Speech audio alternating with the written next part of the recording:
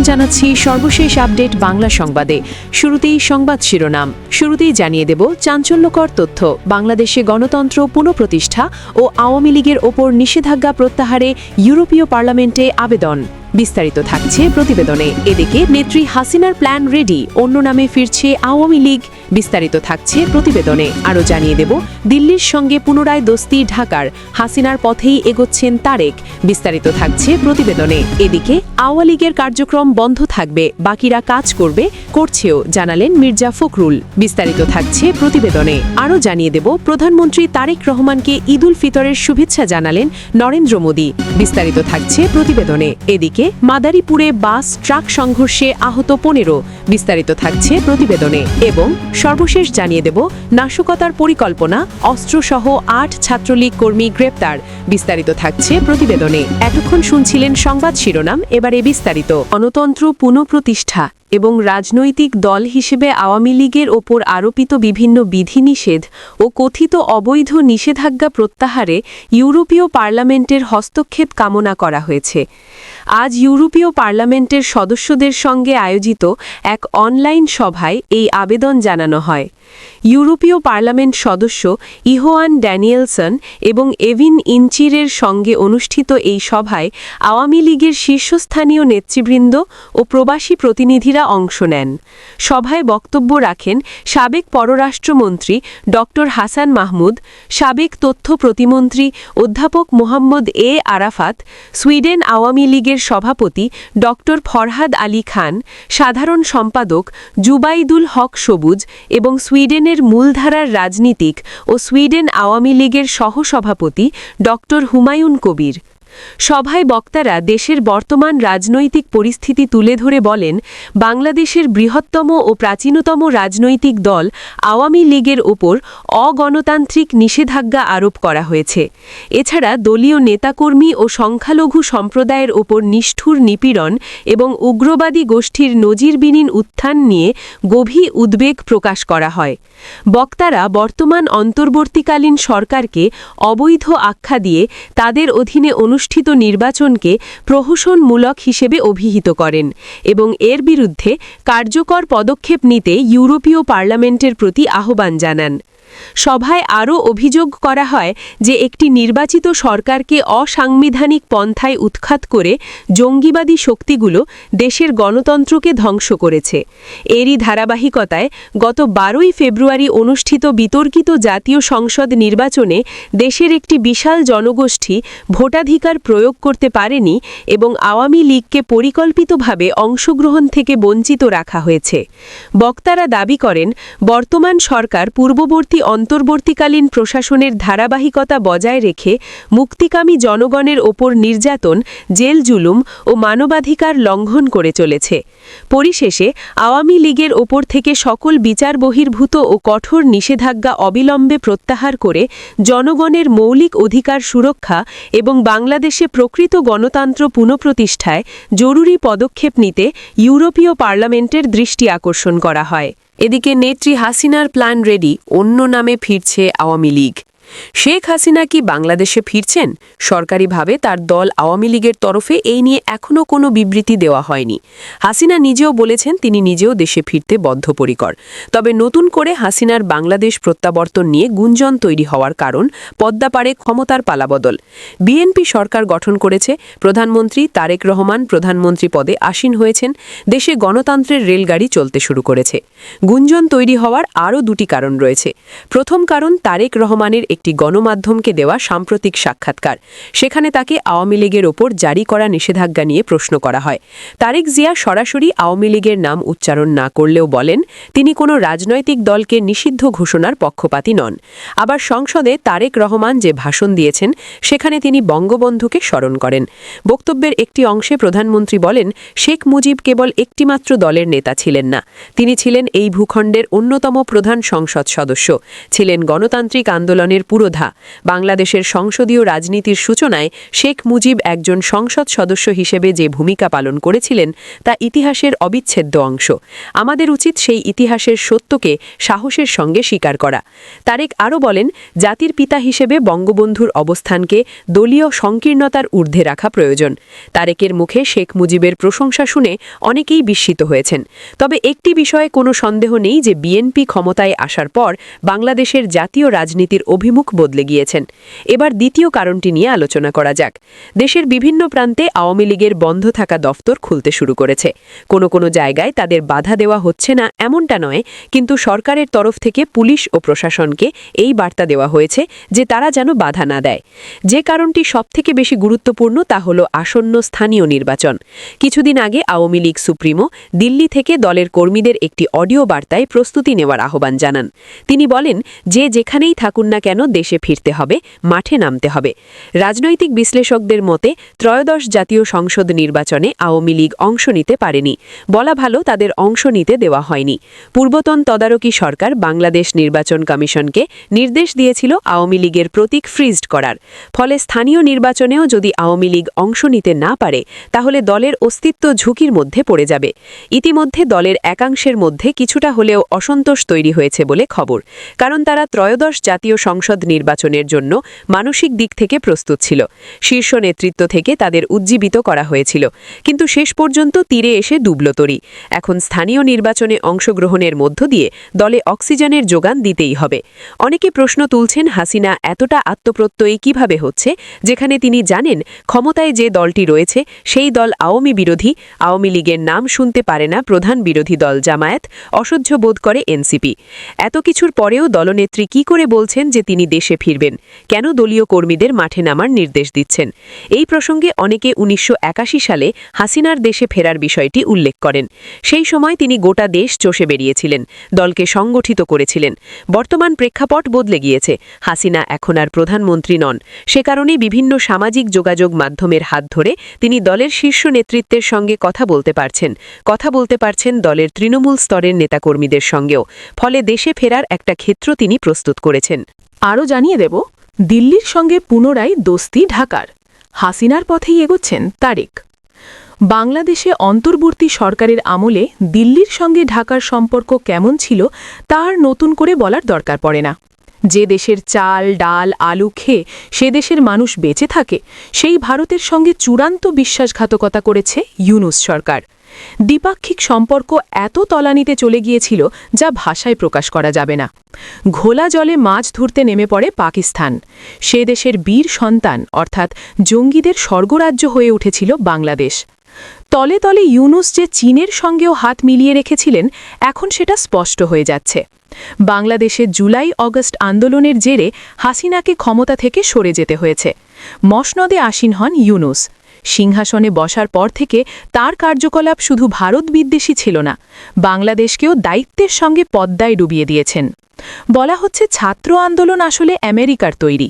হাসিনা যেহেতু তাদের স্বার্থ পূরণ করতে পারেনি, তাই তাকে ক্ষমতা থেকে সরিয়ে দিয়েছে, বসিয়েছে ইউনূসকে, যার বিন্দুমাত্র রাজনৈতিক অভিজ্ঞতা নেই। ইউনূস ছিলেন আমেরিকার হাতের মোয়া। তার বড় প্রমাণ বাংলাদেশ আমেরিকা শিল্প বাণিজ্য চুক্তি। তদারকি সরকারের মেয়াদ শেষ হওয়ার মুখে মুখে ইউনূস এই চুক্তি করে বসেন। তদারকি সরকারের তরফে বলা হয়েছিল এই চুক্তির শর্ত কোনোভাবেই প্রকাশ করা যাবে না। পরে আমেরিকা সেই চুক্তি প্রকাশ করে দেয়। এই প্রসঙ্গে উল্লেখ করা যেতে পারে ডোনাল্ড ট্রাম্পের একটি চিঠি। তারেক রহমান প্রধানমন্ত্রী হওয়ার পর ট্রাম্প এই শুভেচ্ছা চিঠি পাঠিয়েছিলেন। শব্দটিকে বন্ধনীর মধ্যে রাখার কারণও রয়েছে। এটা কোনো দিক থেকেই শুভেচ্ছা চিঠি নয়। ইউনূস আমলে হওয়া চুক্তিগুলি তারেক সরকার যাতে বাস্তবায়ন করেন সেই বার্তা দিতেই ওই চিঠি পাঠানো হয়। এখন এটাও বলা হচ্ছে যে তারেক যে দেশে ফিরতে পেরেছেন সেটা আমেরিকার কৃপায়। ডিপ স্টেট রাস্তা তৈরি করে না দিলে তারেকের বাকি জীবন লন্ডনেই কাটাতে হতো। মা জিয়া যখন সংকটজনক, সেই সময় তারেক জানান যে তিনি দেশে ফিরতে বদ্ধপরিকর। কিন্তু চাইলেও তো আর ফেরা যায় না, ডিপ স্টেট থেকে সবুজ সংকেত না পেলে। তারেক এখন বুঝতে পারছেন যে ভারত ছাড়া বা ভারতের সাহায্য ছাড়া তিনি আর বেশি দিন ক্ষমতায় টিকে থাকতে পারবেন না। তাই দিল্লির সঙ্গে তিনি দোস্তি চাইছেন। দিল্লিও কিন্তু ঢাকার সঙ্গে দোস্তি চায়। তার একটা বার্তা আমাদের প্রধানমন্ত্রী আগেই দিয়ে রেখেছিলেন। এদিকে আওয়ামী লীগের কার্যক্রম বন্ধ থাকবে, বাকিরা কাজ করবে, করছেও মির্জা ফখরুল। আওয়ামী লীগের রাজনৈতিক কার্যক্রমে নিষেধাজ্ঞা প্রসঙ্গে বিএনপির মহাসচিব এবং স্থানীয় সরকারমন্ত্রী মির্জা ফখরুল ইসলাম আলমগীর বলেছেন, আওয়ামী লীগের কার্যক্রম নিষিদ্ধ আছে, বন্ধ থাকবে। বাকিরা যারা আছে তারা কাজ করবে, করছেও। আওয়ামী লীগ তো চেষ্টা করবেই কিছু কিছু কাজ করছে। গতকাল বুধবার রাতে রাজধানীর গুলশানে বিএনপি চেয়ারম্যান তারেক রহমানের কার্যালয়ে সাংবাদিকদের সঙ্গে মতবিনিময় করেন মির্জা ফখরুল। সেখানে সাংবাদিকদের এক প্রশ্নের জবাবে তিনি একথা বলেন। আওয়ামী লীগের কার্যক্রম সম্পর্কে মির্জা ফখরুল ইসলাম আলমগীর বলেন, এরা হঠাৎ করে বেরিয়ে আসে, এগুলোকে খুব বেশি গুরুত্ব দেওয়ার কিছু আছে বলে আমি মনে করি না। আমি যেটা মনে করি, পলিটিক্সটাকে চলতে দিন। Let politics move in its own way, let democracy move in its own way. বিচ্ছিন্নভাবে কোনো কিছুকে দেখে রাজনীতিকে বন্ধ করে দিয়ে, গণতন্ত্রকে আটকে দিয়ে, পথ বন্ধ করে দিয়ে লেট ইট মুভ, কাজ করুক না। মির্জা ফখরুল বলেন, যেহেতু এখন আওয়ামী লীগের কার্যক্রম নিষিদ্ধ আছে, বন্ধ থাকবে, বাকিরা যারা আছে তারা কাজ করবে, করছেও। আওয়ামী লীগ তো চেষ্টা করবেই কিছু কিছু কাজ করছে। মির্জা ফখরুল বলেন, যেহেতু এখন আওয়ামী লীগের কার্যক্রম নিষিদ্ধ আছে, বন্ধ থাকবে, বাকিরা যারা আছে তারা কাজ করবে, করছেও। আওয়ামী লীগ তো চেষ্টা করবেই কিছু কিছু কাজ করছে। আওয়ামী লীগ তো চেষ্টা করবেই কিছু কিছু কাজ করছে। আরও জানিয়ে দেব, প্রধানমন্ত্রী তারেক রহমানকে ঈদ উল ফিতরের শুভেচ্ছা জানালেন নরেন্দ্র মোদী। প্রধানমন্ত্রী শেখ হাসিনাকে ঈদ উল ফিতরের শুভেচ্ছা জানিয়ে চিঠি লিখেছেন ভারতের প্রধানমন্ত্রী নরেন্দ্র মোদী। বৃহস্পতিবার ১৯ মার্চ ঢাকার ভারতীয় হাইকমিশন এ তথ্য জানিয়েছে। ভারতীয় হাইকমিশন জানায়, তারেক রহমানকে পাঠানো চিঠিতে ভারতের প্রধানমন্ত্রী লিখেছেন, মহামান্য ঈদ মোবারক। ভারত সরকার ও জনগণের পক্ষ থেকে আমি আপনাকে এবং বাংলাদেশের ভ্রাতৃপ্রতিম জনগণকে ঈদ উল ফিতরের এই আনন্দময় উৎসবে আন্তরিক শুভেচ্ছা জানাই।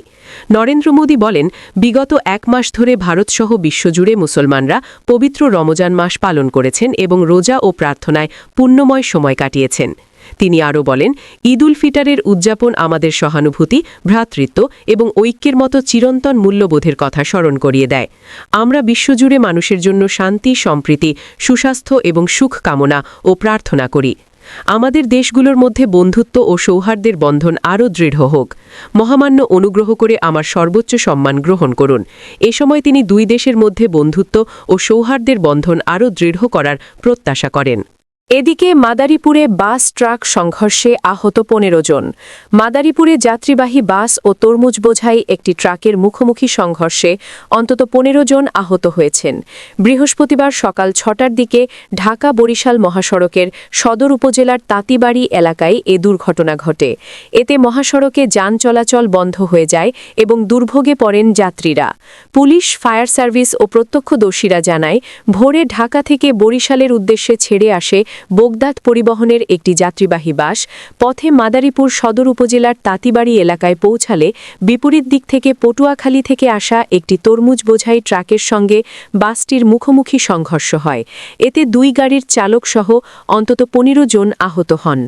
দুর্ঘটনার পর মহাসড়কে যান চলাচল বন্ধ হয়ে যায়। খবর পেয়ে ফায়ার সার্ভিস ও হাইওয়ে পুলিশের সদস্যরা ঘটনাস্থলে পৌঁছে আহতদের উদ্ধার করে মাদারীপুর ২৫০ শয্যা জেলা হাসপাতালে ভর্তি করেন। তবে আহতদের পরিচয় তাৎক্ষণিকভাবে জানা যায়নি। সড়ক থেকে দুর্ঘটনা কবলিত যানবাহন দুটি সরিয়ে নেওয়ার পর সকাল ৮টার দিকে মহাসড়কে যান চলাচল স্বাভাবিক হয়। মাদারীপুরের ফায়ার সার্ভিসের পরিদর্শক শেখ আহাদুজ্জামান বলেন, সড়ক দুর্ঘটনায় বেশ কয়েকজনকে ঘটনাস্থল থেকে উদ্ধার করে হাসপাতালে নেওয়া হয়েছে। ধারণা করা হচ্ছে বেপরোয়া গতির কারণেই এই দুর্ঘটনা ঘটেছে। মাদারীপুরের মোস্তফাপুর হাইওয়ে থানার ভারপ্রাপ্ত কর্মকর্তা মামুন আল রাশিদ বলেন, বাস ও ট্রাকের সংঘর্ষে মহাসড়কে কিছু সময় যান চলাচল বন্ধ ছিল। হাইওয়ে পুলিশ ঘটনাস্থলে গিয়ে পরিস্থিতি নিয়ন্ত্রণে আনে। আহতদের হাসপাতালে ভর্তি করা হয়েছে। আরও জানিয়ে দেব, নাশকতার পরিকল্পনা, অস্ত্রসহ ৮ ছাত্রলীগ কর্মী গ্রেফতার। ঠাকুরগাঁয়ের গড়েয়ায় নিষিদ্ধ ঘোষিত সংগঠন ছাত্রলীগের ব্যানারে মশাল মিছিল ও নাশকতার পরিকল্পনার অভিযোগে ৮ নেতাকর্মীকে গ্রেফতার করেছে পুলিশ। বুধবার দিবাগত গভীর রাতে ঠাকুরগাঁও সদর থানার গড়েয়া ইউনিয়ন পরিষদের সামনের সড়ক থেকে তাদের আটক করা হয়। বৃহস্পতিবার দুপুরে গ্রেফতার ব্যক্তিদের আদালতে সোপর্দ করা হলে বিচারক তাদের জেল হাজতে পাঠানোর নির্দেশ দেন।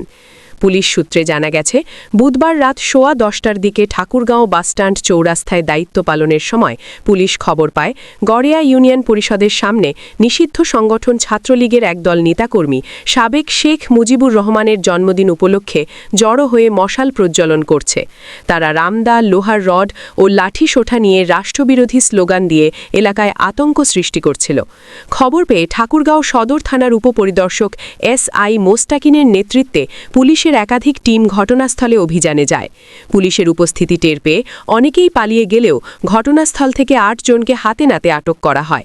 পুলিশ ঘটনাস্থল থেকে নাশকতার সরঞ্জাম হিসাবে একটি রামদা, 7টি লোহার রড, 14টি বাঁশের লাঠি, ডেনিসের কৌটো দিয়ে তৈরি 10টি মশাল এবং 27টি ইটের টুকরো জব্দ করেছে। গ্রেফতারকৃতরা হলেন মোহাম্মদ সাজু, বয়স 20, মোহাম্মদ রাজু ইসলাম, বয়স 21, মোহাম্মদ তুহিন, বয়স 20, মোহাম্মদ ফাহাদ, বয়স 19, মোহাম্মদ সাজু ইসলাম, বয়স 19, মোহাম্মদ সাব্বির ইসলাম, বয়স 19, মোহাম্মদ হামির আলী, বয়স 19 এবং মোহাম্মদ নয়ন, বয়স 18। তারা সবাই গড়েয়া ও মুন্সিপাড়া এলাকার বাসিন্দা বলে জানা গেছে। এছাড়া মামলায় অজ্ঞাতনামা আরও বেশ কয়েকজনকে আসামি করা হয়েছে। এই ঘটনায় সদর থানার SI মোস্তাকিন বাদী হয়ে সন্ত্রাস বিরোধী আইনে একটি মামলা দায়ের করেছেন। মামলার এজাহারে উল্লেখ করা হয়েছে, আসামিরা নিষিদ্ধ হওয়া সত্ত্বেও প্রকাশ্যে সমর্থন প্রদান, জননিরাপত্তা বিপন্ন করার ষড়যন্ত্র এবং দেশীয় অস্ত্রে সজ্জিত হয়ে সন্ত্রাসী কার্যক্রমের প্রস্তুতি নিচ্ছিল। ঠাকুরগাঁও সদর থানার ভারপ্রাপ্ত কর্মকর্তা মোহাম্মদ মনির হোসেন জানান, নিষিদ্ধ সংগঠনের ব্যানারে যে কোনো ধরনের উস্কানিমূলক কর্মকাণ্ড কঠোর হস্তে দমন করা হবে। আটক ব্যক্তিদের আদালতের মাধ্যমে কারাগারে পাঠানো হয়েছে এবং পলাতক বাকি আসামিদের গ্রেফতারে আমাদের অভিযান অব্যাহত রয়েছে।